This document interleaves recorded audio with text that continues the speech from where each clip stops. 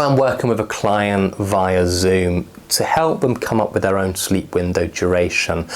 I will usually try and determine when they were a good sleeper, how long they used to spend in bed. So I'd ask them, when you're a good sleeper before this insomnia, what time would you go to bed at night and what time would you get out of bed in the morning? And after a little bit of discussion, because often people don't know exactly, say I got an answer of, well, I tend to go to bed around about 11 p.m. and get out of bed, physically get out of bed at 7 a.m. in the morning. So fantastic. They were giving themselves a sleep window, a sleep opportunity of 8 hours. And then I would say, well, how long do you think it took you to fall asleep? On average, well, about 20 minutes, I'd say.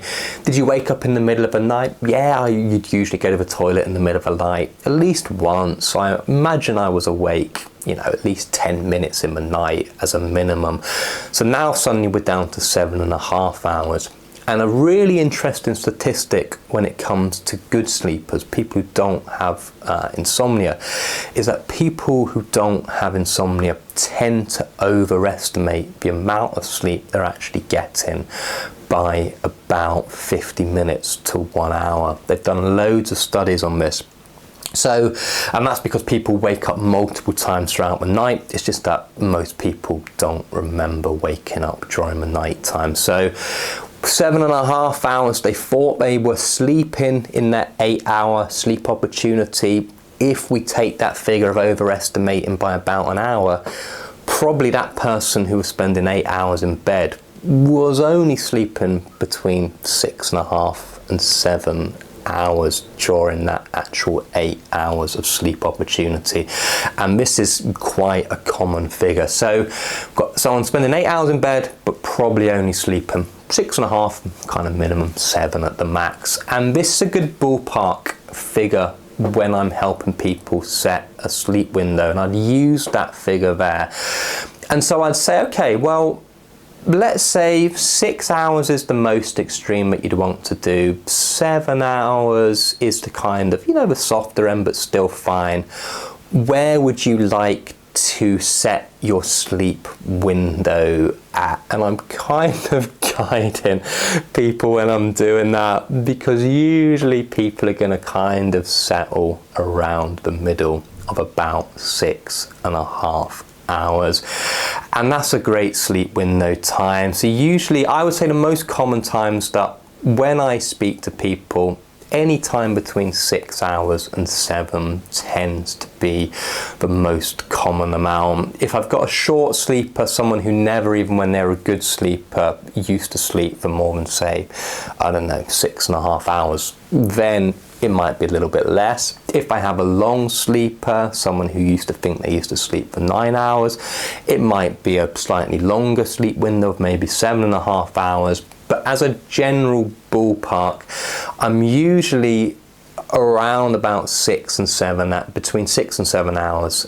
is typical for most people and tends to be very helpful for a lot of people. But again, everyone's different, so if you want me to help you determine your own, get in touch and I'll help you do that. We can work one-to-one, send me an email, whatever's best for you. So that's a good duration for your sleep window. And often a question that I get asked a little bit is, Joe, you're saying on this channel often that insomnia is all about control. It's all about obsession around sleep.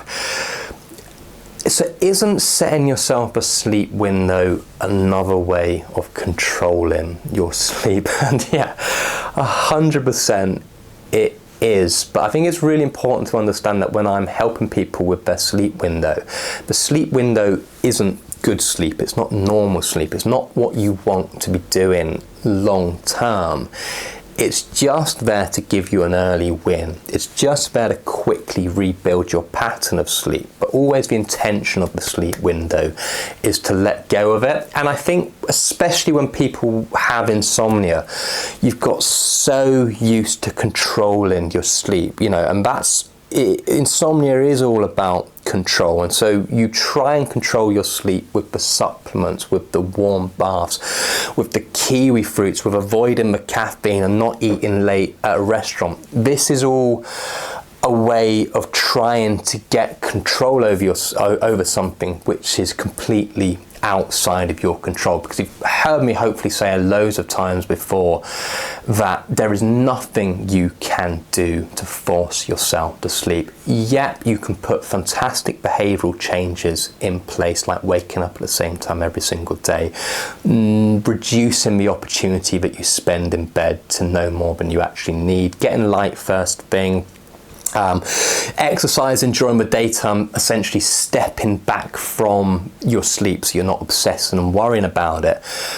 These are the good behavioural changes you can do in the long term to increase the likelihood that sleep will come. But in the short term, there's literally nothing you can do to force or control your sleep. But with insomnia, you're so desperate to sleep, you've got so much desire for sleep, you really want to try and control something that in the short term is completely uncontrollable. And so I've found that if I don't help people in the early stages by giving them a sleep window, it's really not helpful to people, because I can't change people's thought patterns around it until I've given them the confidence back that they can and will sleep. So I start with people who are controlling everything around their sleep with stuff that doesn't work, to moving people in the direction of controlling their sleep and giving them structure around their sleep with something that most definitely does work, which is the sleep window and a few other bits of structure that I put in the course as well. And then I move people in the direction of letting go of all control around their sleep and just being a good sleeper again. And so that's how I like to deal with people. It's so hard to move people from control to stepping back entirely. I think there needs to be quite a few steps in the middle on that process, and the sleep window is one of the, well, I think is the most helpful step for doing that. So I'd really encourage you, if you've been on my channel for a while and you haven't yet implemented a sleep window, it's the key element. If done correctly, if done well, if done in a way that doesn't create more anxiety, more obsession, more control, more worry around your sleep, it can be incredibly effective. So I'd really encourage you to do it.